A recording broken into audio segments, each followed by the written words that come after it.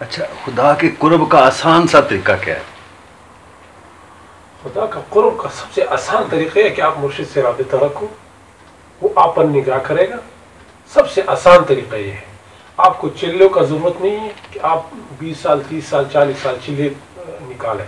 آسان طریقے ہے کہ آپ مرشد کے پاس جاؤ اور زیادہ رابطہ رکھو اور محبت سے جاؤ اور محبت سے بیٹھو اور ان سے کچھ طلب کرنے کے لیے بیٹھو. یہ نہیں کہ کوئی اعتراض ساتھ لے جائے کہ یہ پیر صاحب کو میں دیکھتا ہوں، یہ کیسا ہے، کیا کرتا ہے، یہ کیوں کرتا ہے. یہ اعتراض دل میں نہ ہو. آپ بھی اس طرح عقیدت سے جاؤ کہ اللہ کا کامل ولی ہے، اللہ نے ان کو کمال دیا ہے، میں ان کے ساتھ بیٹھ جاتا ہوں تو ان سے مجھے کچھ نہ کچھ ضرور ملتا ہے. اس عقیدت سے جائیں گے تو آپ کو کچھ نہ کچھ ملے گا. میں ایک مثال دیتا ہوں. چھوٹا بچہ تھا میں، تو بچے ہوتے ہیں نا اکثر خواب میں ڈر جاتے، میں بھی خواب میں ڈر جاتا تھا. مبارک صاحب ہوتا ہے کہ ہمارے والدہ نے کہا کہ یہ خواب میں ڈرتا ہے، ان کو کوئی دم تعویذ کرو. تو مبارک صاحب نے سب سے پہلے مجھ سے پوچھا کہ بیٹا آپ کا عقیدہ ہے تعویذ پر؟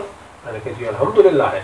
کہتے اگر آپ کا عقیدہ نہیں ہے تو تعویذ آپ کے اوپر اثر نہیں کرے گا، اور میں اپنے آپ کو کیوں تکلیف میں ڈال آپ کو تعویذ دے دوں. اگر عقیدہ ہے تو یہ کام کرے گا، اگر عقیدہ نہیں ہے یہ کام نہیں کرے گا. تو میں نے کہا صرف عقیدہ ہے. پھر آپ نے جو تعویذ دیا تو اس کے بعد واقعی میں خواب میں میدان نہیں، پھر آرام سے سو جاتا. تو یہ تصوف بھی اس طرح ہے. آپ کسی پیر کے پاس جاتے اعتراض کی نظر سے جاتے کہ یہ پیر ایسا ہے ویسے فلان ہے فلان، آپ کچھ نہیں ملتا ہے. اگر آپ عقیدت سے جاتے ہیں، محبت سے جاتے ہیں، اور آپ کے دل میں یہ چیز ہے کہ یہ واقعی خدا کا دوست ہے، اس کے پاس اللہ کا وہ نور کا حصہ موجود ہے، تو وہ مجھ سے ملے گا، ان سے ملے گا مجھے اگر میں ان کے پاس ابھی بیٹھا ہوں، تو آپ کو واقعی محسوس ہوتا ہے.